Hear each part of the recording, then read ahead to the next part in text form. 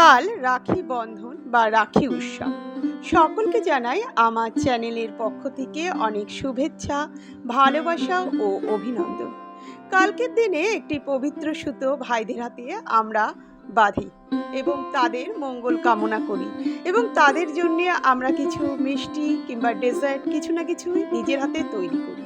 আর এই সবগুলো রেসিপিগুলো আমিও নিজের হাতে তৈরি করেছি।